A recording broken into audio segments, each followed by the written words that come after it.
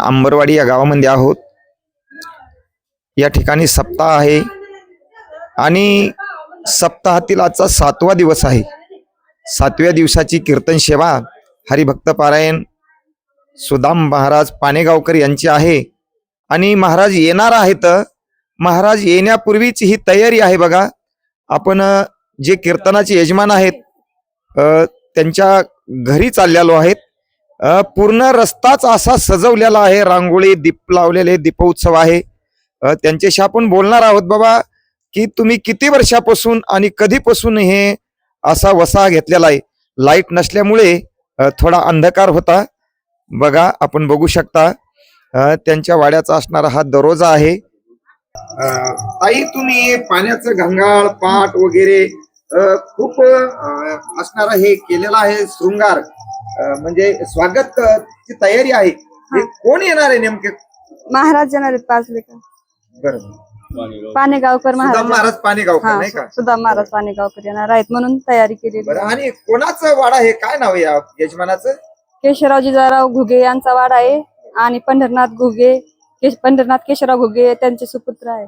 म्हणजे तुमच्या घुगे परिवाराच्या वतीनं महाराजाचा स्वागत आहे नाही का? हा, घुगे परिवाराच्या वतीने स्वागत आहे। बरं, थोडं अंधार आहे।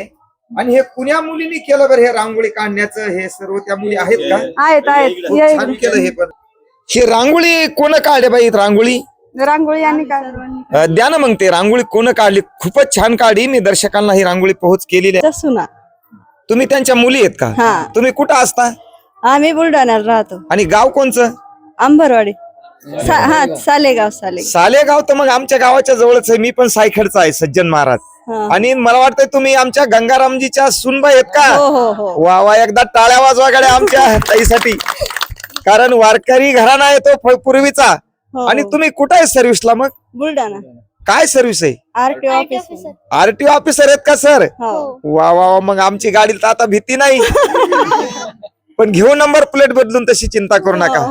बरं, तुम्ही कशा आल्या मग एवढ्या दूर ताई? आता आम्ही कार्यक्रम असल्यामुळे बरं सप्ताह आहे गावात, असं कळस समारंभ होता। बरं, तुम्हालाच नाही पण मी बऱ्याच मुलीला विचारलं की म्हणजे अंबरवाडीच्या सारासारी श्रावण महिन्यामध्ये मी येत असतो। सगळ्या मुली माझ्या मी बघितलेल्या आहेत, कारण जिंतूर आणि सायखेडा काही दूर नाही। पण असं मुलीकडून मला ऐकायला आलं की आम्ही दिपोळीच्या सणाला येत नाहीत पण सप्तेला येतो। का बरं, तसं कशामुळं? कारण इथे सर्व साधू संतांच्या भेटी होतात। वा वा वा, बघा हे वारकऱ्याच्या मुलीचे आणि वारकऱ्याच्या सुनेचे संस्कार असतात। दिवाळी दसरा साधू संत येते घरा आणि साधू संत येते घरा। धन्यवाद आजी। किती वय आहे तुमचं आता? किती वय? वय किती आहे? 80 वर्षे नाही का? हे पाठीमागून उभी आहे कोण आहे तुमची? नात आहे का आजी? अशा मुलीला आणि अशा सुनाला, अशा मुलाला जन्म देण्यासाठी तुम्ही काय पुण्य केलं बरं? मला वाटतंय आपल्या ताई ह्या तुम्ही संताबाईला बघितलं असेल, तुमच्या गुरु आहेत का? वा वा वा वा, काय पुण्यवान आहेत तुम्ही। पवित्र ते कुळ पावन तो देश, आणि जेते हरीचे दास जन्म घेते नाही का? खरंच काय म्हणून तुमच्या या घुगे परिवाराला धन्यता द्यावी। कर्तव्य दक्ष माता नाही का? आणि निर्व्यसनीय सत्वगुण संपन्न पिता असावा लागतो, त्यावेळेस अशी संतती आणि आपल्या उदरी येते असो। आणि ही रांगोळ कोण काढली बरं? द्या ना मग, त्या नाथ सुनकडे द्या तुमच्या, मला त्यांना विचारू द्या। तुम्ही तिघीनं काढली का रांगोळ? बरं बरं बरं बरं। ताई कोणतं माहेर आहे तुमचं? माझं कुडा, जामकुडा। वा वा वा वा। आणि तुम्ही हे रांगोळ एवढे छान रांगोळ काढली बघा, हे कुठं क्लास केले होते बरं? कुठं शिकल्या? क्लास नाही केले, घरी शिकलो आम्ही। वा वा, घरी शिकले नाही का? मला वाटतंय रोज पण तुम्ही रांगोळ काढत असताल छोटी मोठी? रोज काढतो ना दारासमोर, कारण वारकऱ्याच्या घरावर दारावर पहिल्यांदा सडा असतो नाही का? आणि हे तुम्ही रोज करीत असताल। खूप छान संस्कार दिलेत। मला वाटतंय तुमच्या सासूबाई आल्यात का? नाही आहेत का? ताई सगळं तुमचं कुटुंब आज एकत्र आलंय। आज दिवाळी दसरा सारखा तुमचा सण आहे, महाराज येणार आहेत। तुम्हाला किती सुना आहेत? 4 बरं, 4 सुना आहेत का? ह्या उभ्या आहेत या सुनाच आहेत ना? हो.